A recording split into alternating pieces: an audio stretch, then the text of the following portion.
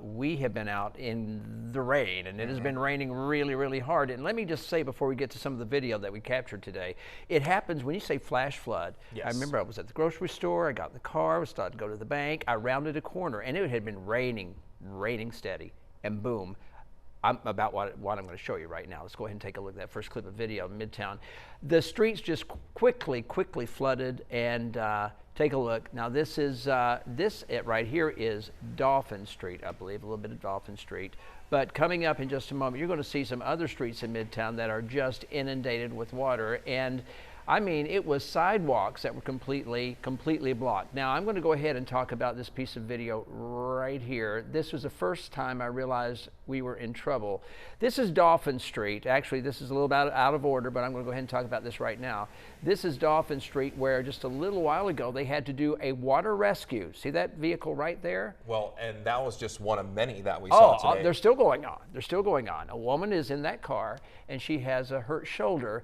And instead of getting the ambulance to her because she wasn't like in dire straits, they backed the tow truck up to her car to get the car out of the water. And the police department was really irritated at people going by very quickly. Well, and we're going to have more examples of this, but whenever we talk about flooded roadways, if you can't see the bottom, it's just not safe to drive through because number one, it can stall out your car. And in some cases tonight, especially in portions around Daphne and Spanish Fort, it could actually wash out the car. So we always use the phrase, turn around, don't drown. And in a lot of cases, there are a multitude of cars that have been just stalled out and had to be left abandoned because they got caught in the floodwaters. And it happens in places you wouldn't expect it. We're going to show you some more of that in just a second here. Let's roll our next clip here.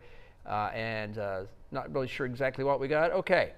Okay, let's get away from the water for a moment. This happened just a few moments after I left the grocery store. This is a tree that fell on Espejo Street. Well, and this is another product that we've been talking about, but the water, we saw so much rain, especially last week, that the ground is waterlogged. So this only helped increase the flooding concerns today, but when you have those saturated roots, and we did see some pretty strong storms move through, they could push those over. Well, and also if the roots are weak, and on this particular tree they were, it just snapped, taking the power cables with it. They're hanging, and I talked to the person that lived there. Unfortunately, I don't have that soundbite, but they told me that they heard the tree falling really hard, and it fell right next to their brand new they've had it for about 6 months. SUV, the black one there, missed it by maybe less than 6 inches. That's a scary situation. But then also when you have the tree down right there and the power lines, you just don't want to be outside during that. No, and there was lightning while we were there too. It was just pretty amazing. Okay, I think we got some more video, but I'm just amazed at how quickly that the water pooled in the streets to the point of where I was in a pretty high pickup truck. Yeah, well, normally when we see storms come in, they produce rainfall rates of around 2 to 3 inches per hour for those stronger storms.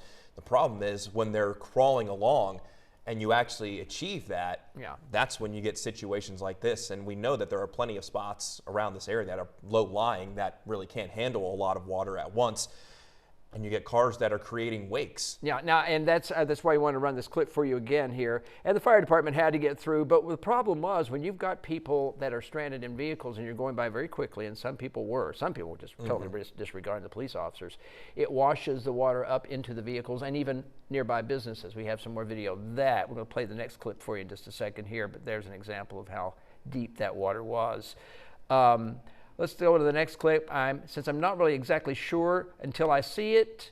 Okay, this is my street, Houston Street. This is between Dolphin and Government Street there at the Loop. Everyone's lawn clippings are floating every which way, but the big problem was you don't expect Houston Street to flood.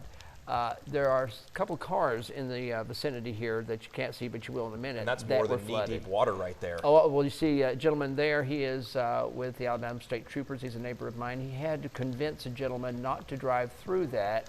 Look closely at that trash can. That doesn't look like it's tipped over. That just looks like that's submerged in water. It was that deep. It was that deep. Now there he's shooing away that driver. And the thing was, the driver wanted to go through anyway. He's trying to explain to him that his house is getting water in it every time someone drives by because of the wake. Yeah, and I mean, it almost feels like you need to put up a no wake sign with how much water is there. But like on a more serious note, in Midtown Mobile, and I know that you probably got some of these reports as well, but in some houses, water was starting to backlog through tubs. Their drains, and their drains, sewage so. treatment, not treatment, but sewage, well, just it's backing up. It's backing up. And it will, because it has nowhere to go. And you got to remember this all drains into the bay, but it takes a while to get there.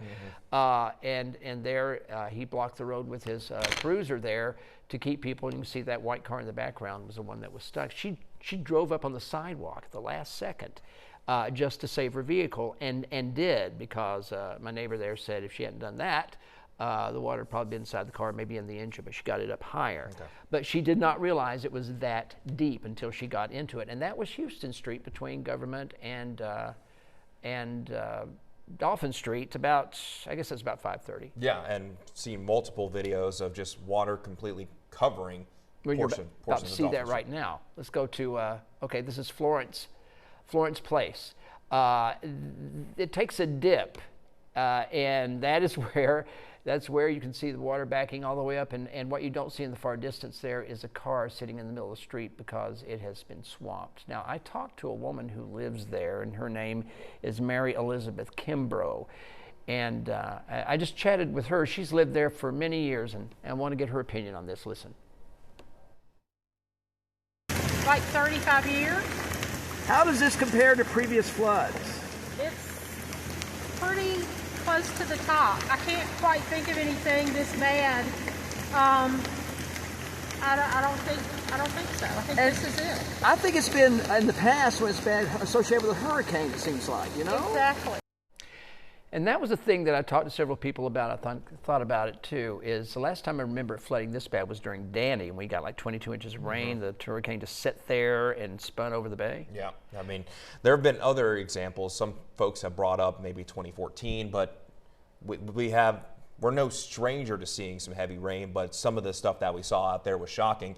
And most of what we've shown you so far is all Mobile. Yeah. But we've seen flooding elsewhere, especially throughout portions of Baldwin County. So it's been active to say the least. And unfortunately, with those warnings still intact, we're still seeing some flooding in spots, and we're going to hold on to that risk as we go through tonight. And real quickly, if you're going westbound on I-10 later tonight, it is blocked. We don't know exactly why. Well, we do know a commercial vehicle and several vehicles wrecked. So I'm sure traveling tonight is just miserable right now. Yeah, but coming up after the break, we'll have more on your forecast, and we'll have more on this flooding. So make sure that you stay with us. We'll be right back.